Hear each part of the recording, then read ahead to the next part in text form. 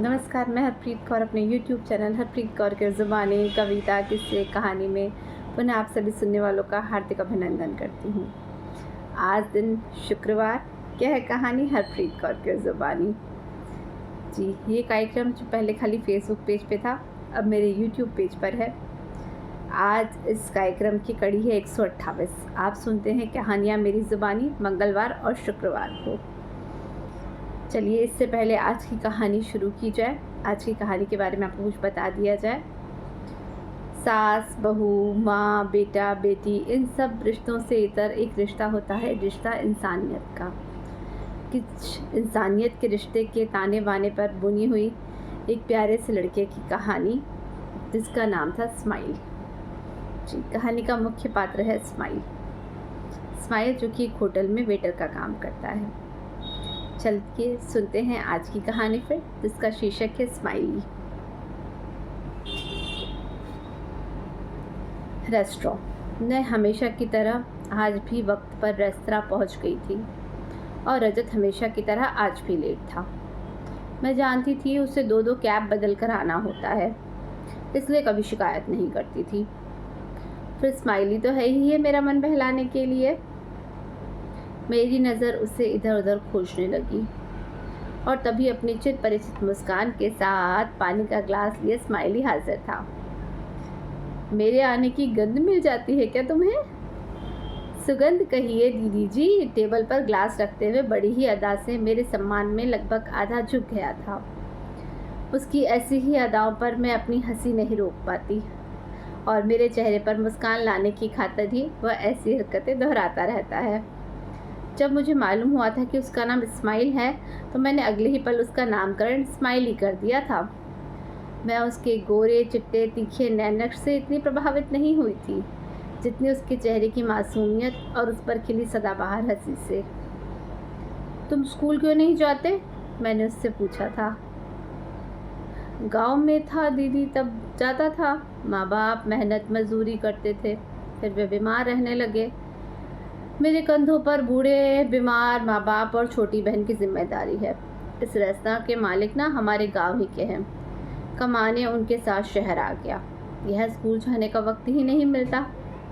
रात को किताबों के थोड़े पन्ने पलट लेता हूँ। इसी तरह परिवार पाल रहा हूँ। गर्व से उसकी गर्दन थोड़ी अकड़ गई थी, जिसे देखकर मुझे उस पर और भी प्यार उमड़ आया था। अच्छा, एक बात और, तुम मुझे दीदी जी क्यों कहते हो? दीदी? अरे दीदी तो इसलिए कि आप मुझे बहुत अपनी लगती हैं। और जी, वह कुछ सोचने लगा था। जी, आदर के लिए लगाता हूँ। उसके अटपटे स्पष्टीकरण पर मेरी हंसी फूट पड़ी थी, पर हमारी हंसी के कारण अलग थे। मुझे हंसता देखकर क्योंकि वह भी हंसने लगा था, लेकिन हमारे हंसने के कारण बहुत अलग थे। मैं उसकी बातों पर खुश होती थी और वह यह सोचकर कि वह मुझे खुश करने में कामयाब रहा। मैं आपकी कॉफ़ी लेकर आता हूँ दीदी जी। उसको तुरंत अपनी ड्यूटी याद आ जाती थी। रजत को लेकर तो वह अक्सर मुझे छेड़ता रहता था। आपको इस लड़के में ऐसा क्या दिखा दीदी जी जो उसे इतना पसंद करने लगी? क्यों, अच्छा भला तो है। 2 आँखें हैं, 2 कान हैं, 1 नाक है। मैं भी मजाक के मूड में आ जाती थी। वैसे तो ठीक ही है दीदी जी, बस नाक थोड़ी सी टेढ़ी है और एक आँख ना थोड़ी भैंगी है। वह भैंगा सा चेहरा बनाता तो मैं हंस कर लोटपोट हो जाती थी। फिर यही सब बातें मैं हंसते हंसते रजत के सामने दोहराती, तब वह भी हंसने लगता। चलो, स्माइली के बहाने तुम्हें मेरा लेट आना तो नहीं खलता। मैं भी निश्चिंत रहता हूँ कि वह तुम्हारा मनोरंजन कर रहा होगा। उस रास्ता की अप्रोचेबल लोकेशन, अच्छा खाना या फिर स्माइली की मौजूदगी, कारण चाहे जो भी रहा हो, रेस्तरां मेरे और रजत के मिलने का स्थायी अड्डा बनता जा रहा था। हमारे जन्मदिन, रोज़ डे, हर त्यौहार और खुशी के सेलिब्रेशन में 2 प्रत्यक्ष गवाह थे। एक तो ये रेस्तरां और दूसरा स्माइली। हमारी हर खुशी में वह इतनी आत्मीयता से शरीक होता था मानो यह उसकी अपनी ज़िंदगी से जुड़ा कोई अवसर है, और इसीलिए वह हम दोनों का ही प्रिय बनता चला गया था। दिवाली के दिन मैं और रजत रेस्तरां में मिले तो स्माइली को एक टेबल से दूसरे टेबल तक दौड़ लगाते हुए देखकर हैरान रह गए वो बहुत व्यस्त था। कारण पूछने पर पता चला कि अधिकांश वेटर्स परिवार के साथ दिवाली की छुट्टी मनाने चले गए थे। तुम नहीं गए? मैं ईद पर चला जाऊंगा दीदी जी। मेट्रो सिटी में कर्म पर आधारित वर्ग भेद सर्वोपरि हो जाने से हमें जात पात का तो ख्याल ही नहीं रहता। ओ हाँ, चलो ईद पर चले जाना। अपने अम्मी अब्बू और छोटी बहन, क्या नाम बताया था? हाँ, लल्ली। सबसे मिलकर आना, उनके लिए तोहफे लेकर जाना। ज़रूर दीदी जी। वह दुगने उत्साह से काम करने लगा, ऑर्डर लेने लगा और सर्व करने लगा। मैं और रजत उसके भोलेपन पर मुस्कुरा उठे थे। ईद से कुछ दिन पहले रजत के जन्मदिन पर रेस्तरां में मिलने का कार्यक्रम बना, तो मैंने रजत के लिए टी शर्ट खरीदते वक्त स्माइली के लिए भी एक कुर्ता खरीद लिया। ईद मुबारक कहते हुए जब हमने उसे कुर्ता भेंट किया तो वह मुस्कुरा दिया था, पर उस मुस्कुराहट में आज हमेशा वाली शौकीन अदारत थी। स्माइली सबके लिए तोहफे खरीद लिए हैं ना, लल्ली के लिए क्या लिया? वह अप्रत्याशित रूप से चुप रहा। क्या हुआ स्माइली, तबीयत तो ठीक है ना? मैं उद्वेलित हो उठी थी। मैं घर नहीं जा रहा दीदी जी, छुट्टी नहीं मिली। उसके इतना कहते ही मेरा पारा चढ़ गया था। मैं दनदनाती हुई मालिक के कैबिन में पहुंच गई थी। यह क्या तरीका हुआ आपका? आपने स्माइली को ना दिवाली पर छुट्टी दी और ना उसके त्यौहार पर जाने दे रहे हैं। अब भी सीज़न का बहुत रश चल रहा है मैडम, किसी को छुट्टी नहीं मिल सकती। तो क्या हर वक्त रेस्तरां संभालने का ठेका उसी का है? दूसरे वेटर्स क्या मक्खियाँ मारने के लिए हैं? नहीं, काम तो सभी करते हैं, पर आप तो जानती हैं आप ही की तरह दूसरे ग्राहक भी स्माइली को ही ऑर्डर देना पसंद करते हैं। उसकी स्माइल मात्र से ही लोग खींचे चले आते हैं। स्माइली की तारीफ भी मुझे खुश नहीं कर पाई। यह क्या बात हुई? कोई अच्छा है तो आप उसका नाजायज़ फ़ायदा उठाएंगे, और यदि ऐसा ही करना था तो उसके घर वालों को यहाँ बुला लो। कितनी नाइंसाफ़ी कर रहे हैं आप एक बच्चे के साथ। एक तो आपने उसकी पढ़ाई छुड़वा दी, ऊपर से दिन रात काम में लगाए रखा है। आपके खिलाफ तो सीधे सीधे चाइल्ड लेबर का केस बनता है। मैडम, वह दिखने में ही बच्चा है, हकीकत में बालिग हो चुका है। आपके पास क्या उसका बर्थ सर्टिफिकेट है? वो तो उसके बाप के पास भी नहीं है। बाप ने लाख मिन्नतें खुशामदें की, तभी तो मैं इसे यहाँ लाकर काम पर लगाया। भलाई का तो ज़माना ही नहीं रहा। मालिक भी अब अपने पर आ गया था। रजत बीच बचाव कर मुझे बाहर ले आए थे और समझाने लगे थे। मेरी वजह से आज रजत का भी जन्मदिन खराब हुआ। यह सोचकर मेरा मन अपराध बोध से भर उठा था। कुछ कुछ ऐसे भाव स्माइली के चेहरे पर भी नज़र आ रहे थे। हालांकि वह कुछ नहीं बोल रहा था, पर पहली बार मैंने उसे इतना दुखी और परेशान देखा था। तब मुझे कहाँ आभास था कि उसका हंसता मुस्कुराता चेहरा देखने के लिए मैं हमेशा के लिए तरस जाऊंगी। कुछ दिनों बाद फिर मेरा और रजत का मिलने का कार्यक्रम बना। रेस्तरां के मालिक उस दिन के व्यवहार की वजह से हमारा वहाँ जाने का मन तो नहीं था, पर स्माइली से मिलने की उत्कंठा हमें फिर वहाँ खींच ले गई। पर स्माइली तो नदारद था। हमारी नज़रें उसे तलाशने लगी तो मालिक स्वयं हाथ जोड़े चला आया। मैंने स्माइल को ना गांव भेज दिया है, थोड़े दिन वहाँ का सब माल असबाब समेट कर वो भी यही रहने आ जाएंगे। अब तो आप खुश हैं ना? कितना वक्त लगेगा उन सबको आने में? अब यह तो बताना मुश्किल है। अम्मी अब्बू को मनाएगा, सब सामान समेटेगा तो वक्त तो लग ही जाएगा। आप तो इसी तरह आते ही रहिएगा, पता नहीं वह कब लौट आए। मैं बहुत खुशनुमा मूड में रेस्तरां से निकली थी। दिखा रजत, अन्याय के खिलाफ आवाज़ उठाने से ही न्याय मिलता है। जितना इंसान दब कर रहता है दुनिया उसे उतना ही दबाती है। पर मेरी यह खुशी क्षणिक ही रही।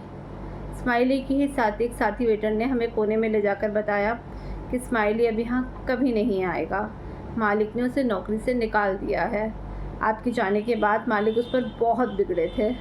कहा, तेरी वजह से मुझे जेल नहीं जाना। एक तो तुझे पाल रहा था, वो क्या कम था तो तेरे सारे घर वालों को भी बुला कर पालूं। तो वह घर चला गया। पता नहीं कहाँ गया, पर यहाँ नहीं लौटा। ज़्यादा जोश का नतीजा देख लिया मैडम। बेचारे की लगी लगाई नौकरी भी गई और रहने खाने का ठौर भी। इसलिए कहते हैं इंसान को जोश में होश नहीं खोना चाहिए। रजत को मानो कुछ कहने का मौका मिल गया था, पर मुझे अपराध बोध से खिन्न देख वे तुरंत मुझे ढडास बताने लगे थे। तुम चिंता मत करो, तुम्हारी स्माइली इतना स्वीट है कि जहाँ जाएगा अपने स्वभाव से हर किसी के दिल में जगह बना लेगा। मैं कुछ आश्वस्त तो थी, मगर एक अपराध बोध हमेशा के लिए दिल में घर कर गया था कि उसे पढ़ा लिखा कर अपने पाँव पर खड़ा कर नेक काम कर मैं भी तो कर सकती थी। मैं भी औरों की तरह उपदेश कुशल बहुतेरी ही निकली। 2 साल की डेटिंग ने मुझे और रजत को काफ़ी समीप ला दिया था। हम एक दूसरे का मिजाज, खुशी नाखुशी सब कुछ समझने और महसूस करने लगे थे। इसलिए घर वालों की रजामंदी लेकर एक शुभ मुहूर्त ने हम विवाह बंधन में बंध गए। वक्त के साथ साथ स्माइली की यादें, उससे बिछड़ने का गम, सालता अपराध बोध, सब कुछ कम होता होता विलुप्त प्राय हो चुका था। रजत 2 माह के प्रशिक्षण हेतु विदेश चले गए तो अकेलापन मुझे डसने लगा। रजत फ़ोन से मेल से बराबर संपर्क में बने रहने और मेरा मन बहलाने का प्रयास करते रहते। मैं गर्भवती थी, इसलिए मेरे खाने पीने की भी उन्हें विशेष चिंता रहती थी। कभी फल, कभी मेवे तो कभी दूध के लिए उनकी हिदायतों का दौर चलता ही रहता। वे जानते थे अकेले के लिए बनाना और खाना मुझे कभी भी रुचिकर नहीं लगा, इसलिए अपना और शिशु का वास्ता देकर वे मुझे समुचित पोषण लेने के लिए प्रेरित करते रहते। इस दौरान मेरा जन्मदिन आ गया। रजत चाहते थे इस शुभ अवसर पर मैं होटलों में मित्रों के साथ पार्टी करूं, पर पार्टी करना मुझे हमेशा से ही नापसंद रहा, और वह भी ऐसी अवस्था में। अंततः रजत मुझसे वादा लेने में कामयाब रहे कि उस शाम मैं घर पर अकेली नहीं रहूंगी, किसी भी रास्ता में जाकर अपना मनपसंद डिनर कर लूँगी। रजत का दिल रखने के लिए उस दिन मैं अनमने मन से घर से निकली और एक रेस्तरां पहुंच गई। मैंने अपने लिए एक कोने वाली टेबल चुनी। वेटर आया तो मैंने उसे खाने का ऑर्डर कर दिया। मैं जाने किन ख्यालों में गुम थी कि वेटर आकर मेरे आगे एक बड़ा सा स्माइली के आकार का केक रख गया। वह पलटकर जाने लगा तो मेरी तंद्रा भंग हुई। बड़ा सा स्माइली केक देखकर मैं हैरान रह गई थी। हेलो, ये मेरा ऑर्डर नहीं है। मैंने उसे टोका।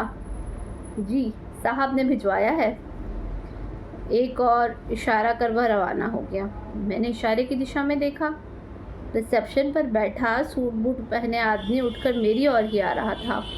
तेज रोशनी में जब वह मेरे समीप आकर खड़ा हो गया तो हैरत से मेरी आंखें चौड़ी हो गई। स्माइली, मतलब स्माइल, तुम यहाँ? हैप्पी बर्थडे दीदी जी। थैंक यू कहने के बजाय मैं आश्चर्य से उसे घूरे जा रही थी। उसका कद लंबा हो गया था और शरीर बहुत भर गया था, पर चेहरे पे छाई वही चित परिचित मुस्कान और मासूमियत से मुझे उसे पहचानने में एक क्षण भी देर नहीं लगी थी। तुम्हें मेरा जन्मदिन याद था? भावावेश में मेरी आंखें डबडबा गई थी। सिर्फ जन्मदिन ही नहीं, मुझे सब कुछ अक्षरशः याद है। ईद के मौके पर आपका दिया हुआ कुर्ता मैंने आज तक संभाल कर रखा हुआ है। वह रजत के बारे में पूछ ले लगा और यह जानकर बहुत खुश हुआ कि हमने शादी कर ली है। फिर उसने मुझसे केक कटवाया। बेहद प्यार से हमने एक दूसरे को केक खिलाया। स्माइली केक काट चुका था, पर उसका स्माइली उड़कर हम दोनों के चेहरों पर आकर फिट हो गया था। उस एक पल में ही मेरे चेहरे पर हंसी मुस्कुराहट सब कुछ लौट आई थी। स्माइली ने बताया कि मालिक द्वारा लताड़ कर बाहर कर दिए जाने के बाद एक बात की तो उसने गांव लौट जाने का मन बना लिया था, पर फिर लगा गांव क्या मुँह लेकर जाऊंगा। फिर गांव जाकर भी मेहनत मजदूरी तो करनी ही है, तो यही कर ली जाए। मैं काम की तलाश में भटकता इस रेस्तरां के मालिक के पास आ पहुंचा। ये बड़े दयालु सज्जन निकले। इन्होंने न केवल मुझे अपनी पढ़ाई पूरी करने के काम में सहयोग दिया, वरन रेस्तरां में काम कर देकर आत्मनिर्भर बने रहने का अवसर भी दिया। जब मैंने अच्छे नंबरों से ग्रेजुएशन उत्तीर्ण कर ली तो उन्होंने मुझे इनाम स्वरूप यहाँ रिसेप्शनिस्ट बना दिया। मैंने अपने परिवार को भी यहीं बुला लिया है। अब्बू अम्मी रेस्तरां की किचन संभालते हैं। लल्ली को अच्छे स्कूल में डलवा दिया है। वह जो फनी बनी रोबोट का मास्क पहने बच्चों का मनोरंजन कर रही है ना, वही लल्ली है। तब तक स्माइली के अब्बू अम्मी भी आ गए थे। लल्ली कहती है मुझे भी भैया की तरह बचपन से ही अपने पैरों पर खड़ा होना है। इसलिए वह दिन में स्कूल जाती है और शाम को बच्चों का मनोरंजन करती है, पर अपने बच्चों को कदम कदम पर रास्ता दिखाकर उसका बहुत साथ दिया है। वह आपकी बहुत तारीफ करता है। अम्मी ने भाव विभोर होकर मेरा माथा चूमा तो मैंने भी फट से झुककर उनका आशीर्वाद ले लिया। स्माइली ने कैसे मेरे जन्मदिन को हमेशा के लिए यादगार बना दिया था, यह बताने के लिए मैं खुशी खुशी रजत को फ़ोन मिलाने लगी। बेहद खूबसूरत कहानी जो इंसानी रिश्तों को कितने प्यार से समझा रही है। ज़िंदगी में कुछ रिश्ते खून से बढ़कर हो जाते हैं। अगर आपको मेरी कहानी पसंद आई तो लाइक करें, कमेंट करें और मेरा चैनल सब्सक्राइब करना ना भूलें। हरप्रीत कौर की ज़ुबानी, कविता, किस्से, कहानी।